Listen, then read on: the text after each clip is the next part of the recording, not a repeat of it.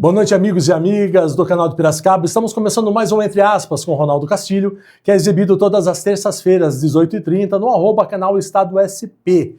E hoje, nessa terça-feira especial, eu recebo minha amiga Bianca Rosenthal para um bate-papo, para a gente conversar, advogada, escritora, membro da Academia Piracicabana de Letras. Eu sei até a cadeira que você ocupa, a 31. Ah, é? Tá vendo? Olha, pesquisou bem. Tá vendo? Né? Muito bom. E o seu patrono é o Cobrinha. E o Cobrinha, né? é isso mesmo. O seresteiro, o famoso seresteiro aqui em Piracicaba. Eu não o conheci, mas a família do meu marido conheceu. Ele tocou seresta lá com meu sogro também, do Lar Betel. Então, eles me falaram muito bem, né, do Cobrinha. E ocupa a cadeira dele hoje com muito prazer. Já que a gente está falando sobre a Academia Piracicabana de Letras, como que surgiu, Bianca, essa oportunidade de ser acadêmica da academia? Em primeiro lugar, né, deixa eu dizer aqui do meu prazer de estar aqui com você, né, e receber esse convite com muito carinho. Então, sobre pertencer à Academia Piracicabana de Letras, tudo que eu faço na vida eu vou tendo metas e planejamento. Então, eu tive minha carreira como advogada e em 2018 me lancei como escritora. E quando eu resolvi que eu seria escritora, foi algo assim, que eu não é que eu iria escrever um livro, é que eu queria ser escritora, eu sempre amei escrever, né? Então, desde pequena, fazia redações, ia muito bem, né? Tirava notas altas, gostava de escrever assuntos sociais, gostava de ler muito, gostava e gosto. E então surgiu aí a Bianca Escritora, né? Que veio até de um processo, né? Que eu tenho um lado artístico que eu precisava vingar, né? E aí, trabalhando com todo essa questão de nova perspectiva da escritora, eu fui traçando objetivos, né? É claro que você acabou de publicar um livro, você não vai se inscrever para concorrer uma cadeira numa academia, né, de letras. Mas seguindo aí todo um processo, publicando artigos científicos, outros livros, e eu fui intensa, como eu sou, né? Depois do primeiro vieram muitas participações em coletâneas, antologias, contos, crônicas, poemas classificados e premiados em concurso. Daí surgiram livros de poesia, literatura infantil. Aí chegou em 2020, final de 2020, olha só, hein? Isso de começo de 2021. Eu soube, né, que iam ter novas cadeiras, mas aí veio a pandemia.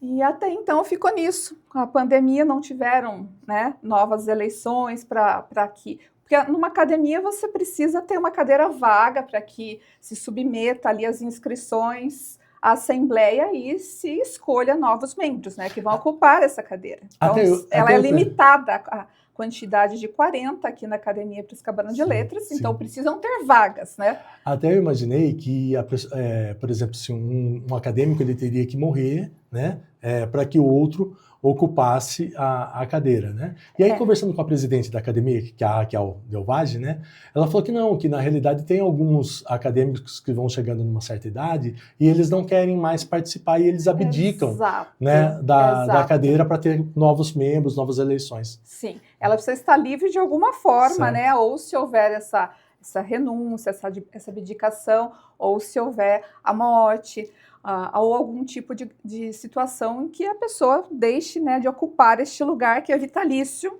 a princípio.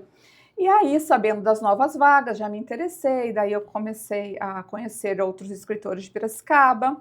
Alguns mencionaram, olha, você iria muito bem na academia, né? Você já tem um currículo legal, você escreve, você publica bastante, você tem boa visibilidade.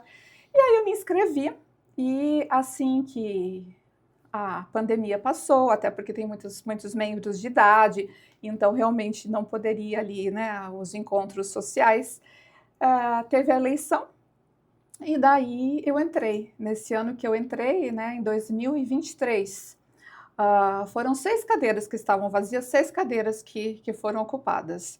Então, assim, foi tudo dentro de um planejamento, né? Olha, agora eu já tenho know-how para isso, já tenho toda uma história, né? Claro, tem que ter determinados cursos, projeção, artigos, né? Tem todos os critérios ali que tem que ser atendidos. E aí eu falei, eu tenho esses critérios, né? E aí eu me candidatei e aí fui eleita para uma cadeira. Bianca, eu vi que também, além de você escrever livros para adultos, você escreve para criança também, porque você tem um perfil no Instagram, que é Bianca Sim. Rosenthal, escritora Kids, né? Kids, como que é isso? Como surgiu essa ideia de escrever para criança?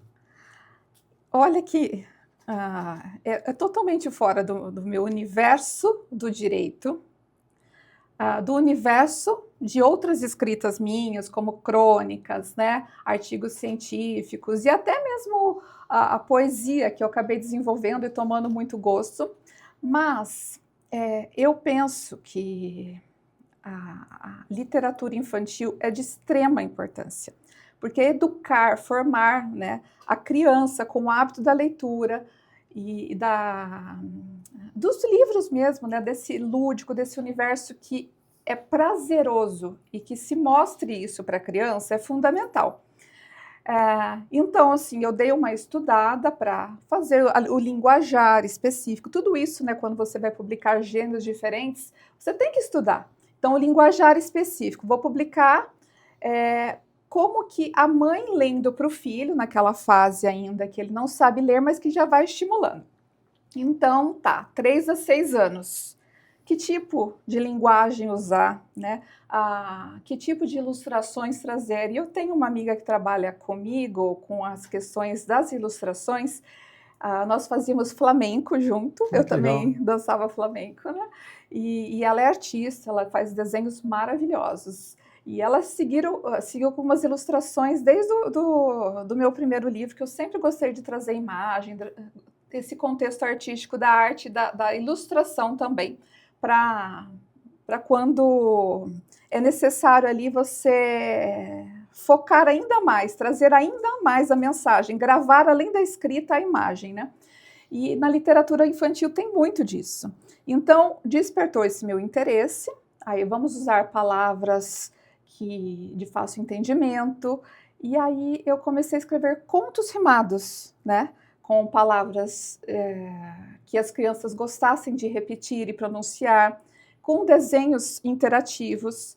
E aí eu fiz a primeira coleção, Mãe Me Conte uma Historinha, né? Que a mãe, ou a avó, ou a tia, ou a professora contando a historinha. O número 1, animais, número 2, safari, número 3, brinquedos. E cada livrinho tinha 8 contos rimados. E era muito bonitinho de ver, porque as mães me mandavam um vídeo das crianças praticamente decoravam, né, por conta da linguagem usada. E isso foi muito bacana, e eu gostei, né? Então eu falei, eu vou investir nisso, seguir escrevendo para crianças, aí fui para o público também infanto-juvenil. Daí já estudei uma linguagem um pouco diferenciada para 8 a 12, que trazia lições de educação financeira. Trouxe o meu entendimento ali do mundo do mercado de trabalho, estudei ainda mais as finanças de uma forma lúdica para ser passada para as crianças e com lições de sustentabilidade, de amizade, de valores. Então, passar a educação financeira também dessa perspectiva de valores. E aí surgiu a loja de doces de Lisa. É a história de uma empreendedora de sucesso que aprendeu a poupar desde cedo. E aí se desenrola a história, as crianças amam, as professoras de pedagogia amam. E assim surgiu o encanto pela literatura infanto-juvenil também. Já que você fala aqui da questão de escrever tanto para criança como também para adolescentes, os filhos são reflexo dos pais na questão da leitura? Ou não? Ou você acha que não? Que cada pessoa tem a sua personalidade, tem sua maneira de enxergar? Ou elas enxergam também os pais? Se você tem uns pais que leem, automaticamente os meus filhos vão ler. Você acredita nisso ou não? Eu acredito sim que os pais que leem têm o hábito de lerem para os filhos de comprarem livros para o filho, incentivar a leitura, sim, eles vão formar jovens leitores, porque as crianças vão aprender que aquilo é bom, né? E não quando os pais, eu não gosto de ler. Então, qual a mensagem que você passa? Não, eu não vou ler, eu não gosto de ler. Não, isso é ruim, né? Então, a criança ela já tem aquela formação de que, eu tenho que ler para passar na prova, mas ler é ruim.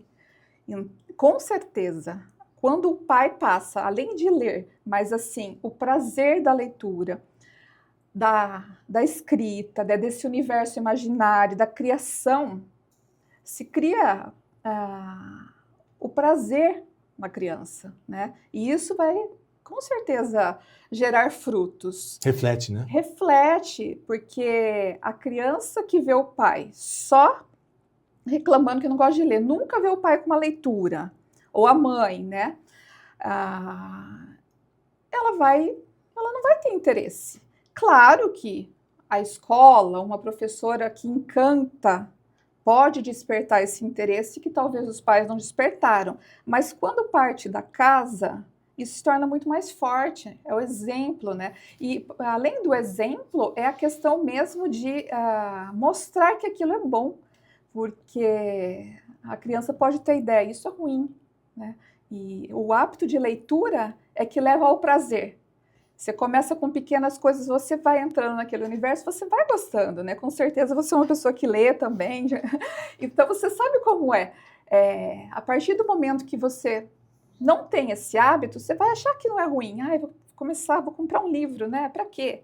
Então, a criança, ela, estando nesse universo em que os pais não gostam, infelizmente, ela vai tender a isso. Claro que pode ser que ela se inspire aí numa tia, numa avó, numa professora, né? Num professor, mas o hábito da leitura, sim, é importante na família. Você sabe que eu não me inspirei nos meus pais, porque meus pais não eram muito de leitura. Mas você falando da questão dos professores, eu me lembro que o meu ensino fundamental foi no sul de Minuci, né? Na escola pública, né?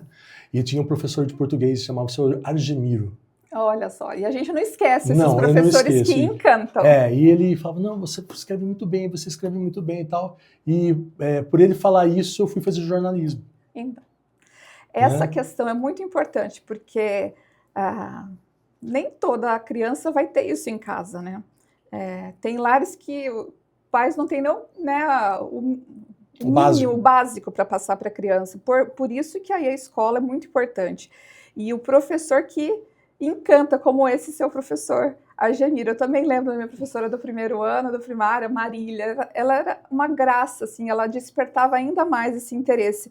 Os meus pais liam, mas não eram também leitores assíduos. Isso veio também do meu interesse. Claro que tem algumas pessoas que têm um interesse nato já, mas o incentivo faz toda a diferença, né? Se não forem os pais, que sejam os professores, e os professores têm esse papel muito importante de mostrar que aquilo é bom, né? Elogiar.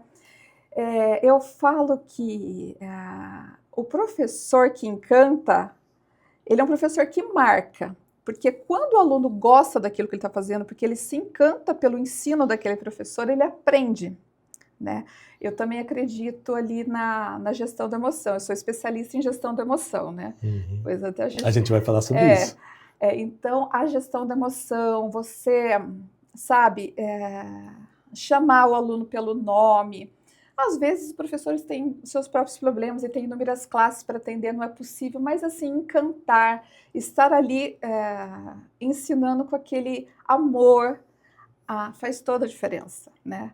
E elogiar acima de tudo, elogiar aquilo que tá bom, né? Explicar, isso daqui não tá bom, mas olha, isso aqui você faz tão bem, você tem tal talento, reconhecer o talento em cada aluno, porque os alunos têm talentos diferentes, e às vezes aquele professor que é muito criticista, o que acontece? Ele vai bloquear o aluno. Agora, um professor que elogia, que amoroso, identifica, né, que disciplina, mas que exorta no momento, né, com palavras firmes, mas mansas, e Mais do que isso, elogie, sempre traz à tona o potencial de cada um. Apesar que na questão da educação mudou um pouco o conceito, né? Mudou. Eu tinha um professor de matemática nessa mesma época do Sr. Gemílio, chamava o Sr. Otávio. Ele ia de terno e gravata da aula, né? Aquela geração antiga, né? E ele estava escrevendo com giz na lousa, tal, ele escutava um barulhinho, tal, ele quebrava o giz, mas ele não errava uma. Ele acertava, mas ele acertava em quem estava falando, ele não errava uma. E se por um acaso algum professor reclamasse de mim para os meus pais, eu tomava uma porrada. Hoje é o contrário. Isso também não está correto. Inverter, né? Os valores. Hoje, se o professor reclama, é capaz dos pais irem cobrar do professor, não do filho. Eu penso que é um outro problema tão grave quanto, porque as crianças hoje em dia não podem se frustrar. Elas não sabem lidar com perdas e frustrações, porque os pais permitem tudo, eles não sabem ouvir não sabem ouvir um não do professor. E aí, como você disse, então é uma outra questão agora que tem que ser cuidada, porque antigamente tinha essa questão da disciplina em excesso, né, que gerava os seus efeitos, nem que fosse na marra, mas era uma geração, as gerações elas são diferentes, né? O contexto histórico de cada geração, eu penso assim. Então, a geração que viveu a guerra, a geração que veio depois, resiliente, né? A minha geração, sua geração, assim, nós somos workaholics, assim, né? É uma geração que realmente é resiliente. Então, nós passamos por uma disciplina muito mais severa do que a que hoje é apresentada. E a disciplina, ela é importante, né? A diferença, eu penso, é a forma como ela é feita, né? Então, assim, nem 8 nem 80, né? A disciplina severa, em que existe aquele afastamento, né? Muitas vezes causam traumas para o resto da vida. Por outro lado, fazer o que quer, não ter limites, também causam pessoas que não sabem viver com problema. Então, no menor problema que aparecer, numa empresa que ele for trabalhar, na escola, ele não vai saber lidar com aquilo. Então, ele vai ser uma pessoa que não sei lidar com frustração, não quero, né? Para tudo, não quer descer. E isso é muito ruim, né, Ronaldo? Eu acho que isso é muito ruim. Então, trabalhar as habilidades socioemocionais é também mostrar que o fracasso, ele serve para você construir o ajuste, fazer o ajuste e aí sim chegar no sucesso, né? O fracasso faz parte da vida.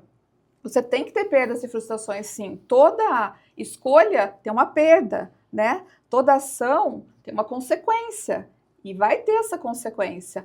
Não é porque você fez, você não gosta do que o professor falou e tá tudo certo e a mãe vai lá reclamar com o professor. Não, sabe? Os professores hoje em dia também estão sendo vítimas de problemas de transtornos emocionais por causa dessa inversão de valores, o fato do respeito, e isso vem de casa. Isso é um problema que tem que ser tratado em casa, com as famílias, né? Porque os pais ensinam os filhos a serem dessa forma, a partir do momento que pode tudo. Eu sou completamente contra esse tipo de educação também. Bianca, já que a gente está nessa área do mental, né, da saúde mental, as pessoas elas tendem a ter uma dificuldade de passar pelo processo. Né? Exatamente. Elas acham que as coisas acontecem naturalmente e o sucesso vem assim, né? Esse pessoal, essa galera que agora é influencer, né? Que o sucesso chega de uma forma rápida, né? Então, as pessoas elas têm uma dificuldade de passar pelo processo. Como que a gente consegue fazer com que as pessoas entendam que o processo faz parte para chegar até o sucesso? Primeiro, eu acredito na educação socioemocional, de você sempre estar ensinando sobre isso. Educar para a educação socioemocional. Mas muita gente ela só vai aprender na dor, né? Então, assim, ela não passou pelo processo, teve o seu auge, só que ela não sabe lidar com aquilo. O Augusto Cury mesmo fala quantas celebridades ele não atende, quantos capas de Forbes e milionários, empresários e jogadores de futebol que aparentemente têm tudo, fama, dinheiro, poder, mas não dormem à noite, não tem paz, não tem felicidade, não tem alegria, porque os estímulos de prazeres são tantos que chega um momento que a pessoa já tem tudo. Ela comprou uma Ferrari, aí uma semana usou a Ferrari, já não tem mais graça. Aí vou comprar um helicóptero, não sei de que marca. Tá. E aí ele vê que aquilo não preenche. E aí, o que está acontecendo de errado comigo? Então, é por isso que na nossa sociedade, nós estamos cheios de pessoas, a sociedade adoeceu coletivamente. Coletivamente. Nós estamos cheios de pessoas com transtornos emocionais, depressão, ansiedade, síndrome do pânico, burnout, né, que tem a ver com o trabalho, mas se a pessoa não aprender, e isso a gente tem que ensinar aos nossos filhos, e para ensinar aos nossos filhos a gente tem que viver isso. Se a pessoa não aprender que as pequenas coisas da vida que fazem toda a diferença, que eu até escrevi sobre isso hoje, o legado, as pessoas pensam que são prêmios, títulos, bens materiais, mas tudo isso, muita gente briga aí pela herança, né?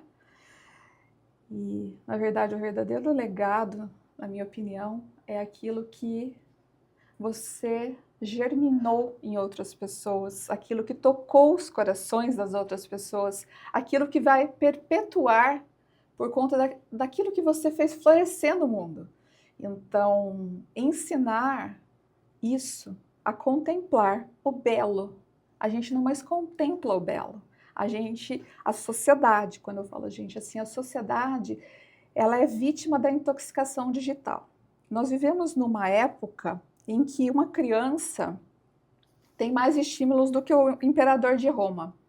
É tanto estímulo, o cérebro fica viciado nos estímulos. O celular é um problema, né? As redes sociais é um problema e a gente tem que gerenciar isso, porque eu falo, mas eu mesma tenho que gerenciar isso. Eu trabalho com o celular, eu respondo os meus clientes, tenho também a minha página de escritora, como advogada eu uso muito o celular, vejo as redes sociais, mas a gente tem que pôr limite nisso, que a gente fica viciado nisso, e a gente esquece de contemplar as coisas belas da vida, e isso tem que ser ensinado. Nós estamos diante de uma intoxicação digital e uma era muito perigosa em que as pessoas estão viciadas em dopamina rápida. O que é a dopamina rápida? É o prazer imediato. Você pode ver, as pessoas não têm mais o prazer de ler um texto completo, ela já quer ver o que está acontecendo no próximo post. Então é tudo rápido. O que viraliza? Pode ver.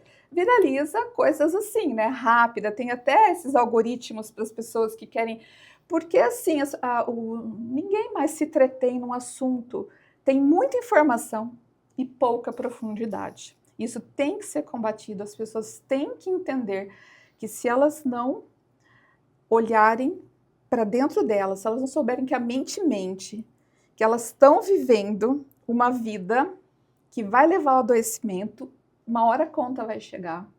Eu falo isso porque eu fui vítima disso, eu mesma tive depressão e ansiedade.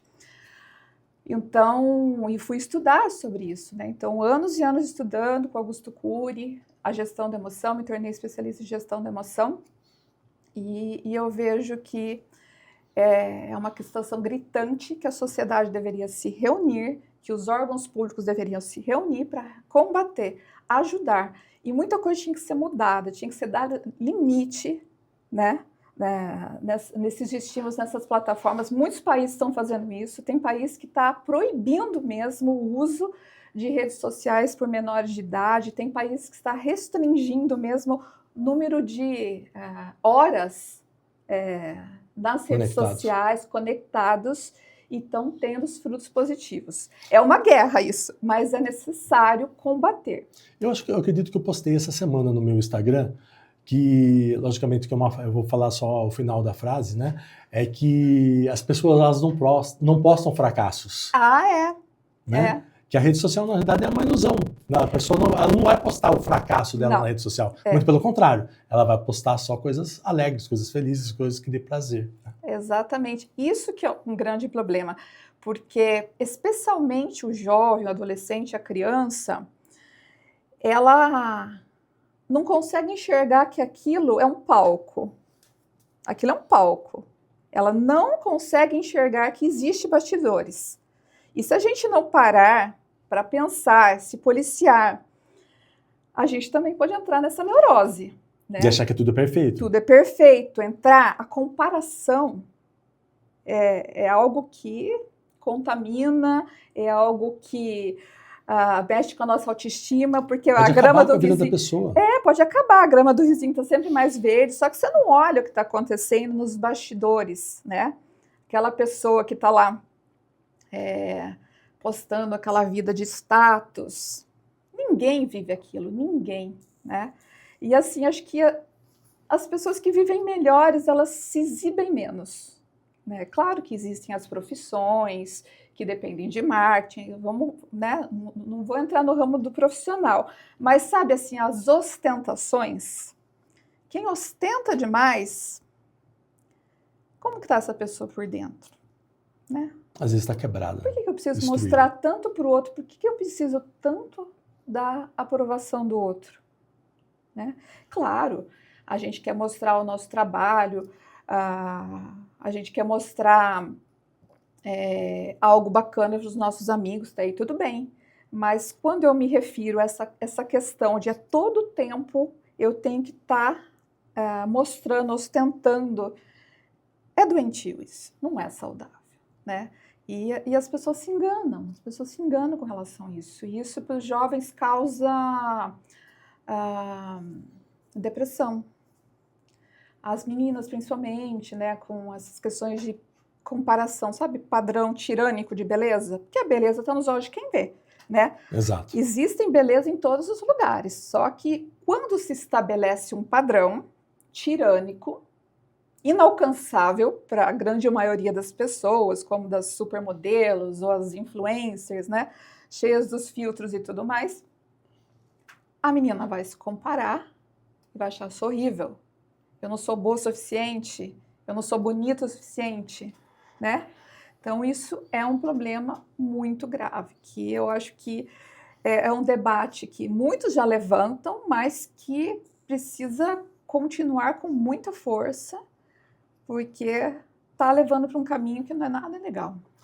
Hoje foi até engraçado, eu estava na hora do meu almoço, né? E eu coloquei o TikTok para dar uma olhada lá em algumas coisas e tal, e eu vi uma comparação, Bianca.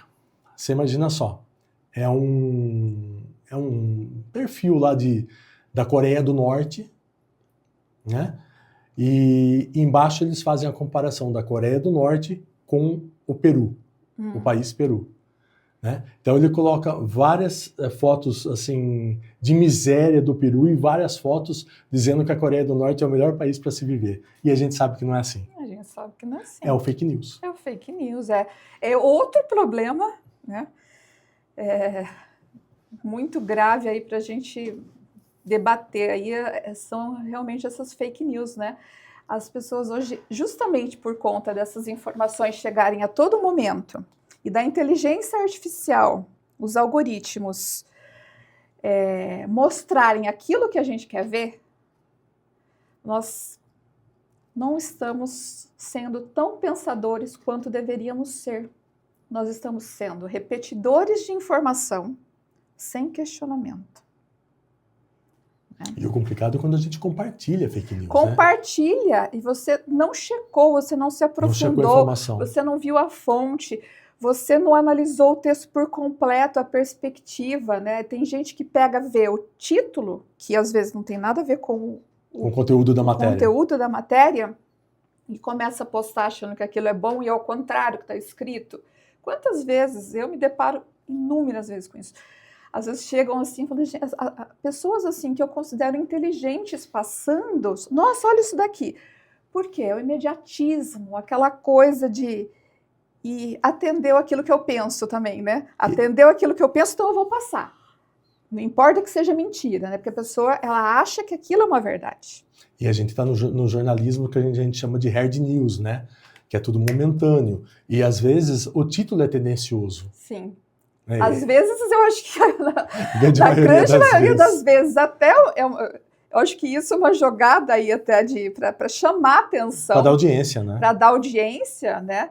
Mas as pessoas, infelizmente, elas não leem a matéria inteira, sabe? Exatamente. Eu vejo assim, eu tenho a minha página de escritora no Facebook, tenho o meu perfil, tenho o meu site, né? Tenho o meu perfil no Instagram.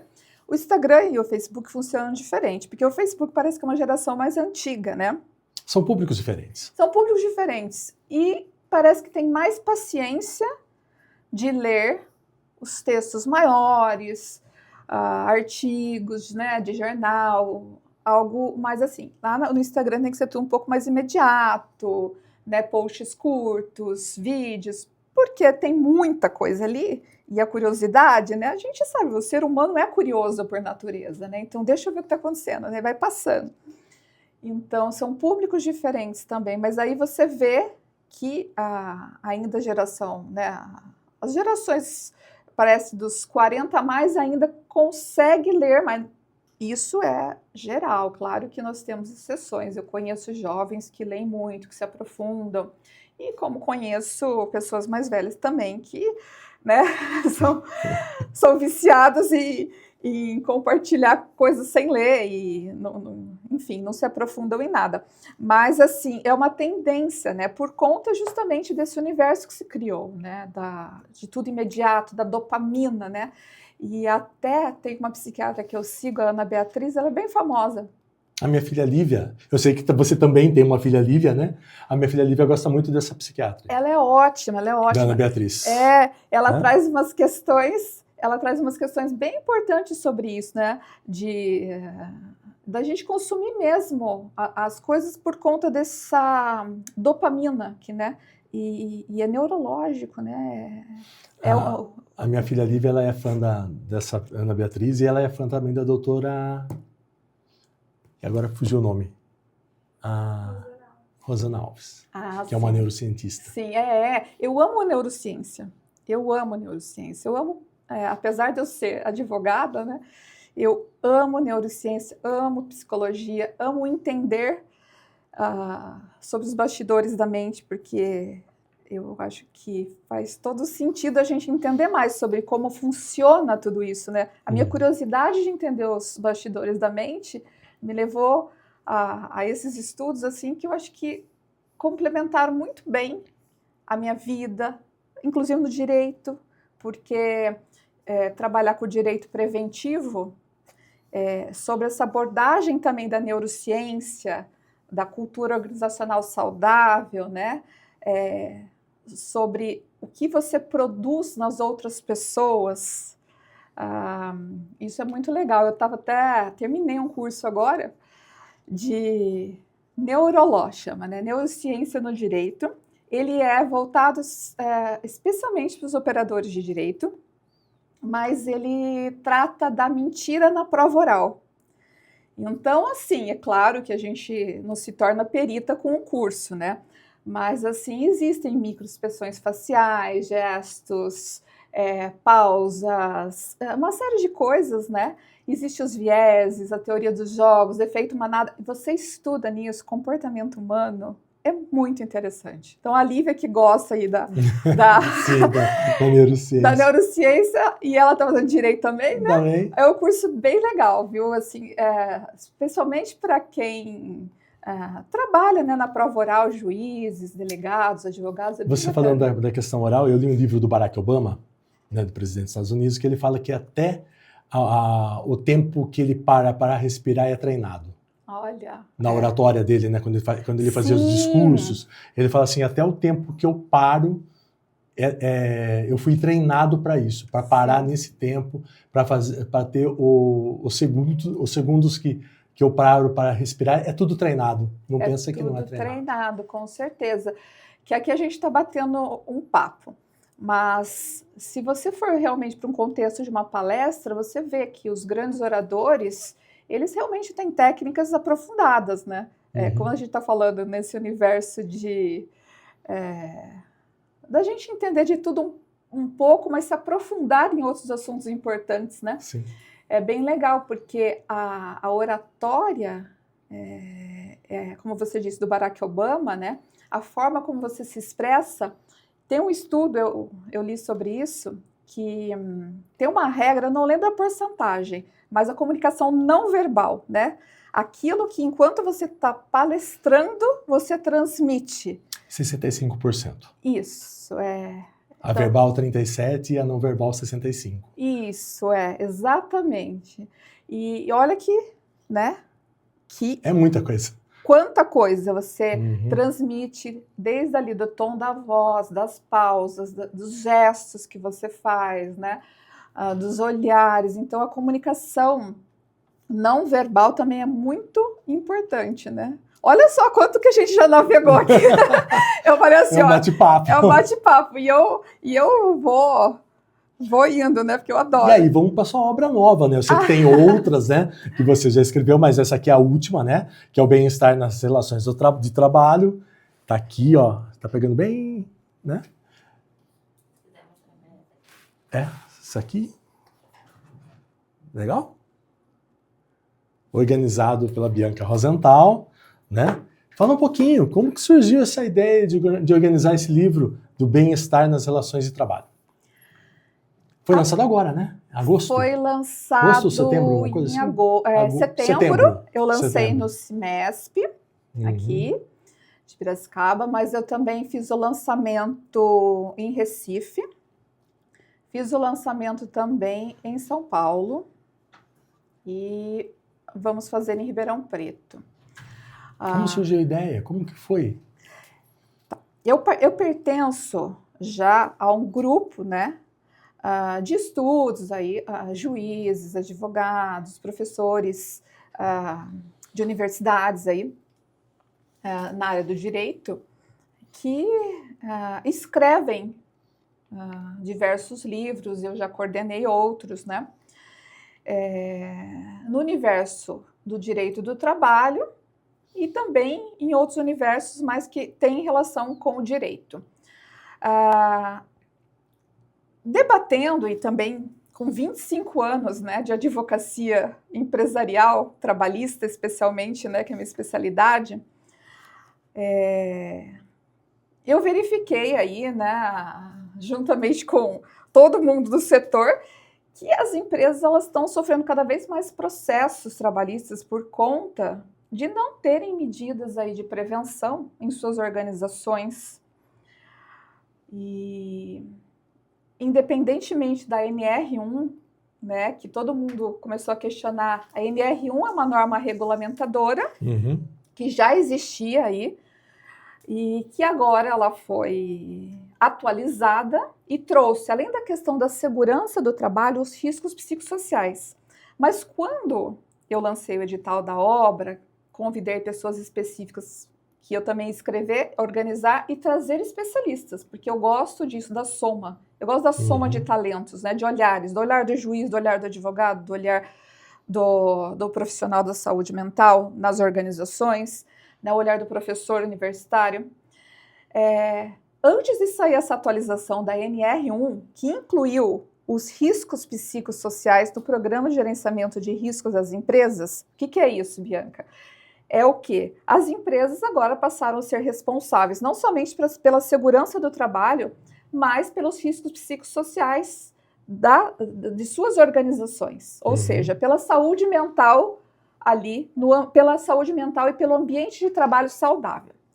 Não que já não era, só que agora a norma veio e consolidou ainda mais, porque já existiam condenações das empresas que não tinham práticas hostis e que vitimaram aí seus trabalhadores com depressão, ansiedade, burnout. Já existiam condenações na Justiça do Trabalho. Então, a proposta vamos falar sobre bem-estar nas relações de trabalho, porque esse é um assunto que todas as empresas estão precisando entender, que cuidar do patrimônio da empresa é cuidar das pessoas. E vamos trazer diversos olhares. Então aí eu convidei, lancei o edital, escolhi os melhores artigos. Nisso saiu a atualização da NR1. Então a NR1, ela veio com muita força aqui, essa atualização. Trazer o quê? Essa questão dos riscos psicossociais no trabalho. Ou seja, vamos combater aquilo que vai levar a sua empresa, talvez, à bancarrota. Porque eu não tenho nenhum processo, até ter o primeiro. Não tenho nenhum processo trabalhista. Algumas falam, até ter o primeiro. De uma doença ocupacional incapacitante que levou a uma indenização milionária. Então, a prevenção é o melhor caminho. Então, nós problematizamos aqui essas questões e apontamos caminhos de prevenção, que inclui ali o olhar jurídico, o olhar estratégico, o olhar da cultura organizacional saudável, com as medidas que têm que ser implementadas, fazendo entender que o engajamento ele só ocorre quando a cultura é forte. E para a cultura ser forte, a gente não pode ter metas abusivas, jornadas excessivas, né? Sabe quando a gente já falou aqui da intoxicação digital, que agora nós temos também indenização pela ausência do direito à desconexão. Sabe aquela empresa que fica o tempo inteiro solicitando o trabalhador nos fins de semana, nos feriados, o tempo inteiro? Não digo uma situação pontual, que aí, né, ok, mas o tempo inteiro, fora de hora, cobrando, eu quero meta, eu quero isso, eu quero aquilo, fim de semana, feriado, almoço de família, o trabalhador não se desconecta. Isso vai gerando uma sobrecarga, que dia após dia, mês após mês, ano após ano, pode levar esse trabalhador ao burnout, que é o esgotamento decorrente do trabalho mesmo, né? Que ele fica incapacitado.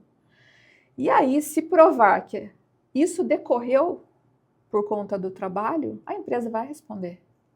A empresa vai responder e vai ser condenada. Então, aqui nós tratamos o quê?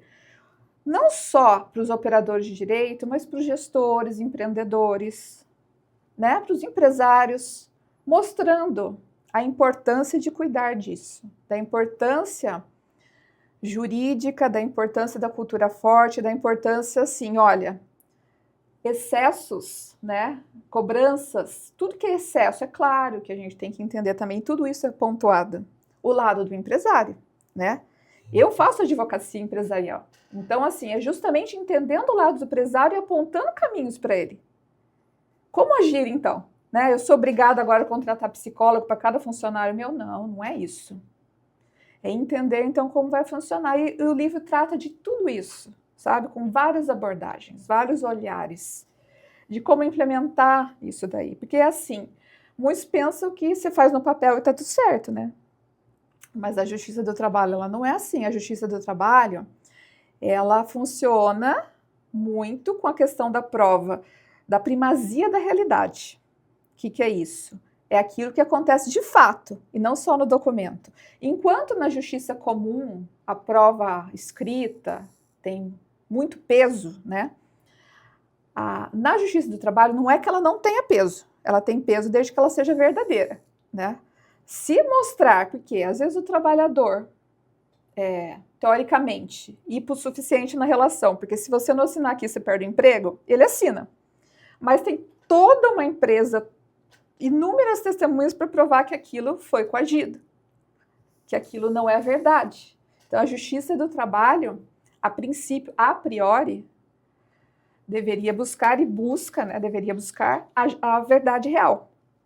E aí que está, né, o pulo do gato, entendeu? As empresas entenderem como funciona tudo isso. Aplicar aquilo que elas têm por direito, né? O direito do empregador, dar as ordens, afinal de contas ele contratou, né? Isso faz parte do poder diretivo do empregador. Mas ter todo esse cuidado, né? Para que a sua cultura seja saudável. Então, não se trata de cuidar do funcionário se ele está com um problema em casa.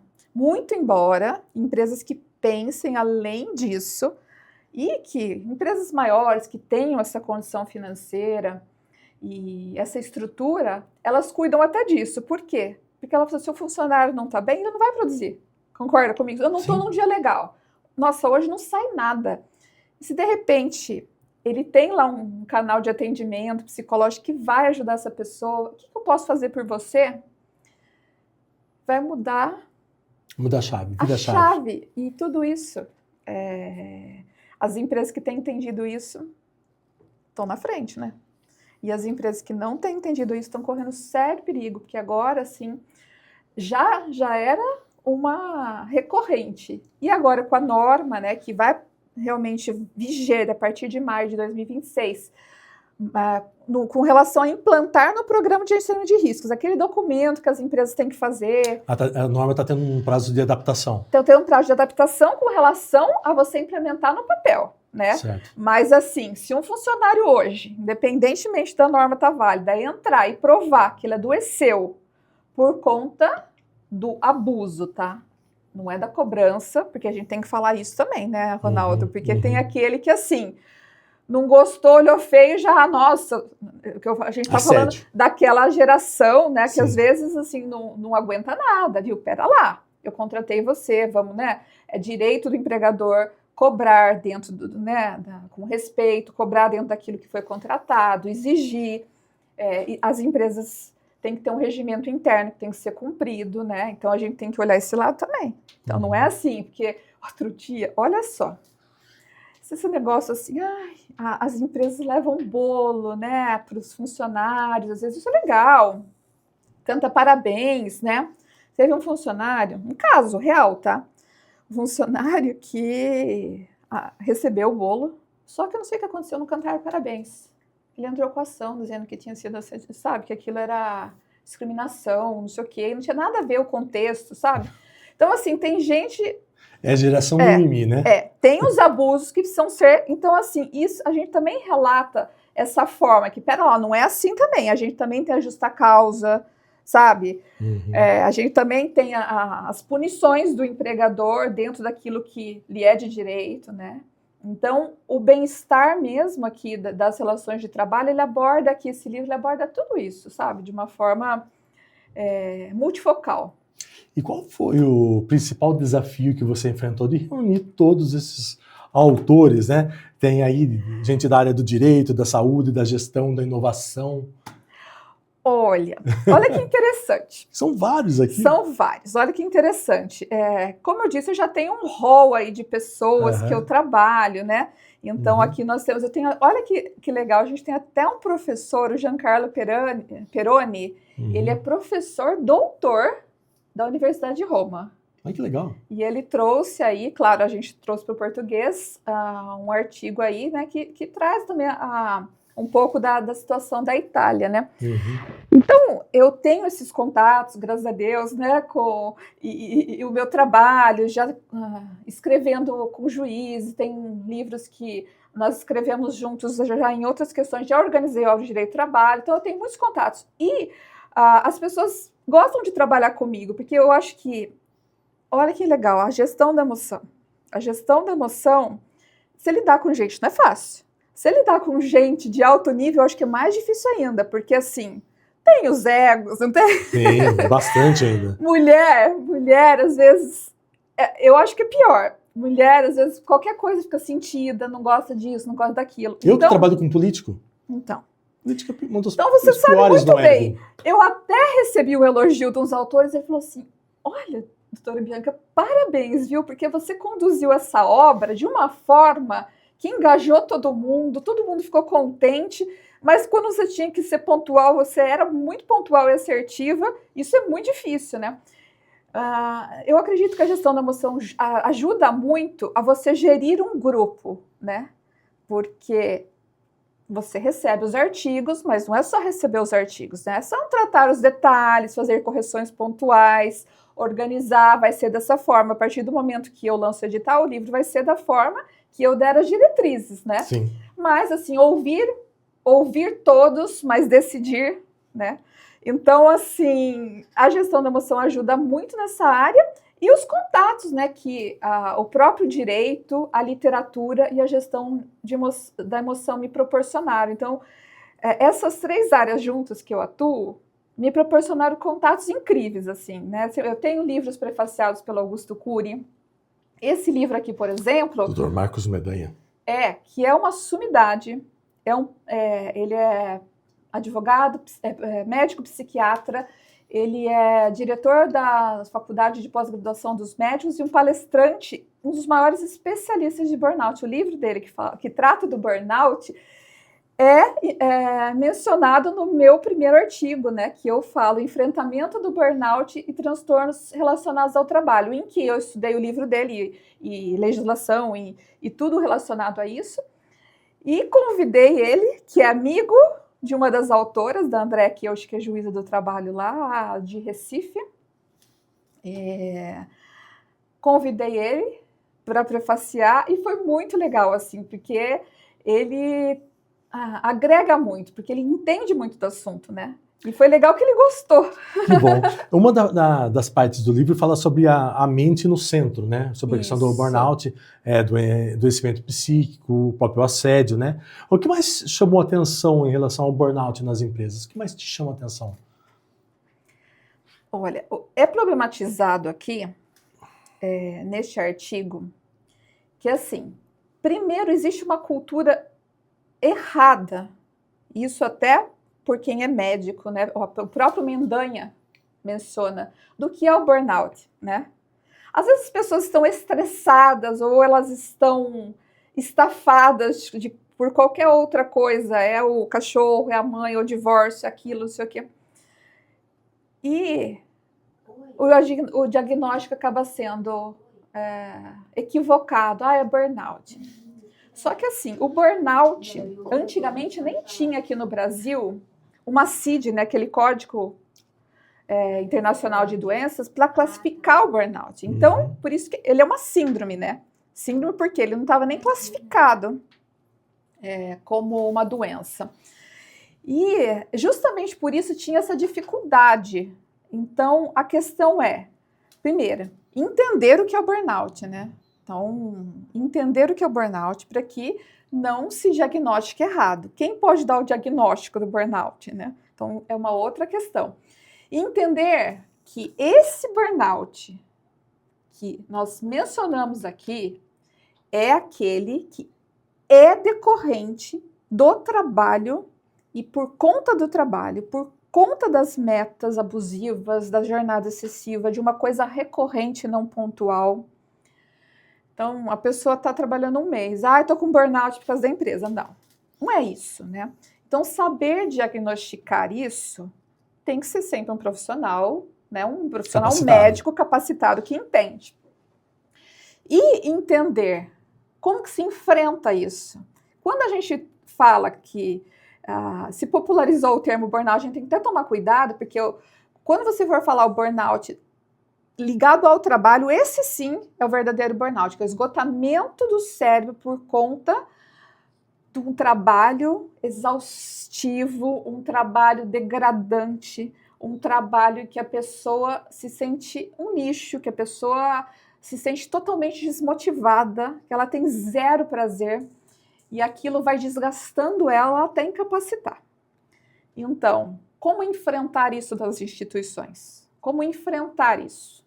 É justamente onde nós entramos aí, né? Primeiramente, a ANR veio forte com isso, né?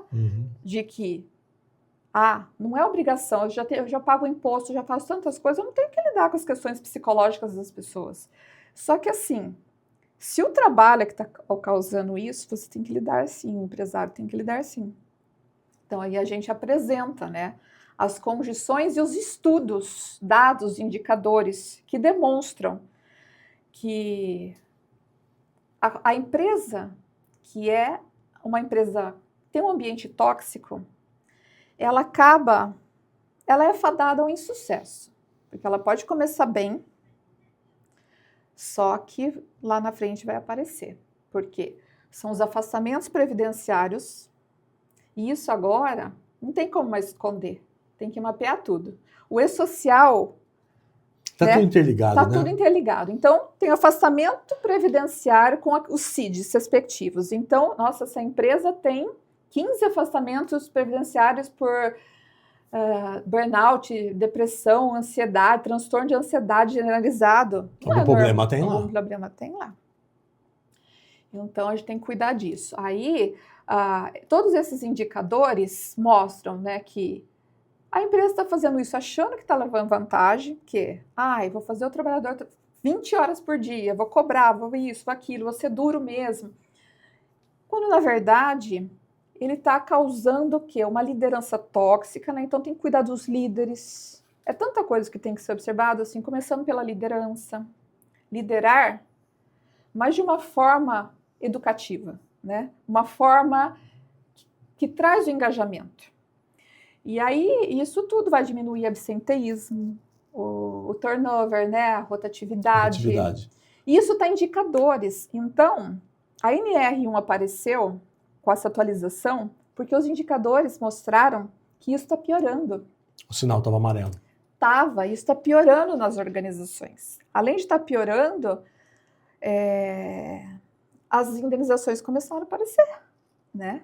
Então, assim, teve uma rede atacadista aí, antes, mesmo de valer a ANR, que provou-se através ali, né, de reclamações trabalhistas. Primeiro que até a reclamação trabalhista hoje tem que ir para o E-Social, né? Então, a empresa recebeu reclamação, tem que informar o E-Social.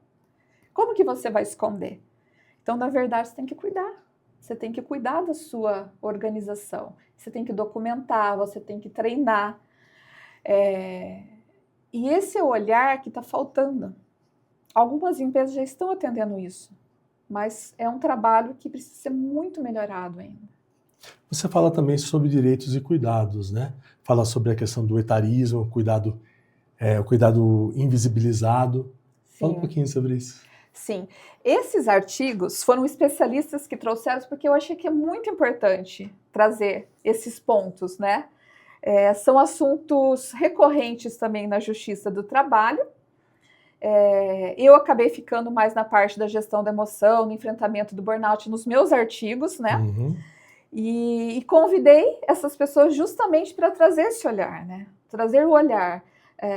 O etarismo na Justiça do Trabalho mesmo, porque ele vem aquela coisa da oportunidade das pessoas mais velhas, né? Também do trabalho do cuidador mais. Também.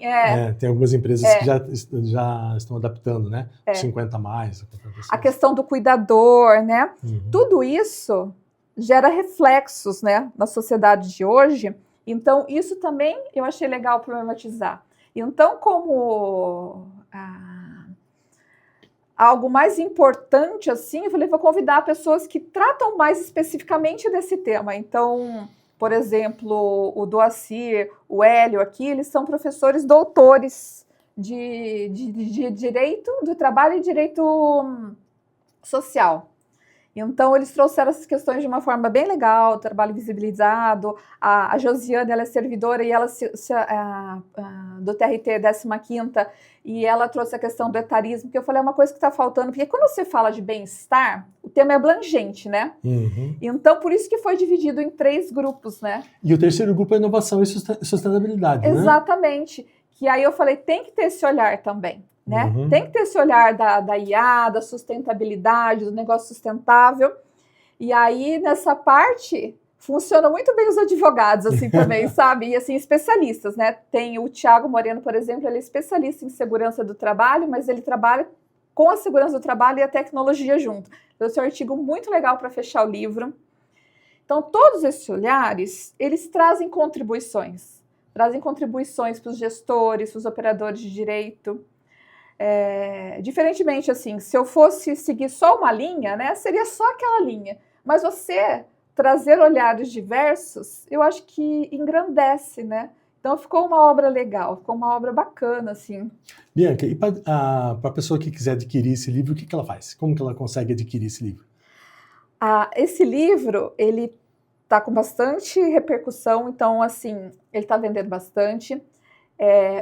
Pode ser comprado através do site da editora Mizuno, que lá tem um preço legal. www.editoramizuno.com.br, lá tem bem-estar nas relações de trabalho. Mas ele também é vendido nos marketplaces que chegam rapidinho, assim, na Amazon, no Mercado Livre. Legal. Aí tem livrarias parceiras. Mas se você jogar lá na internet hoje, bem-estar nas relações do trabalho, né? Bianca Rosenthal, tem muitas livrarias ali. Tem a possibilidade de compra. De compra, é. E é bem legal que a gente chegou a ficar 15º lugar na Amazon, Que legal, que bacana. na categoria já. Então, assim, a Amazon ela tem aquele ranking de categoria também, né? E conforme as vendas vão saindo, assim, nas épocas do lançamento, assim, ficou muito evidência. Ainda tá, acho que vai mudando isso diariamente, mas ainda tá nos top 30 lá. E tá vendendo bem porque é um assunto atual, um assunto contemporâneo, um assunto que não é só para quem é do direito. Então, assim, muitas pessoas do RH... Quem é gestores também, que né? é gestor, tá interessado no livro. Bianca, nós estamos chegando ao final, né? Já passou rápido, mais de 1 hora de bate-papo aqui. Né? E aí, ó, esse programa ele chama entre aspas, porque no final eu peço, né? Eu fiz essa pegadinha com o Marcelo, tá? O Marcelo falou assim, opa! Qual que é o entre aspas da Bianca Rosenthal? Qual foi a frase que marcou toda a trajetória até agora da Bianca Rosenthal? Falando assim, a frase... Bem, eu sou de frases, né? Tenho muitas frases. Mas, que marca a Bianca Rosenthal mesmo é assim, ó. Tem muito a ver com o pensamento do Carl Jung, né? Que se a gente fizer todas as coisas e ganhar todas as coisas do mundo, mas não tocar uma alma humana, de que adianta, né? Então, meu propósito, meu trabalho, desde o direito, literatura e gestão da emoção, é o quê? Tocar almas humanas. Fazer a diferença na vida das pessoas. Fazer a diferença, tocar positivamente, germinar. É sobre isso. Bianca, obrigado. Obrigada a você, viu? Foi um prazer. E o Entre Aspas com o Ronaldo Castilho vai ficando por aqui. Nós voltamos na próxima terça-feira, às 18h30, no @canal Estado SP. Um abraço a todos, fiquem todos com Deus e até a próxima terça-feira.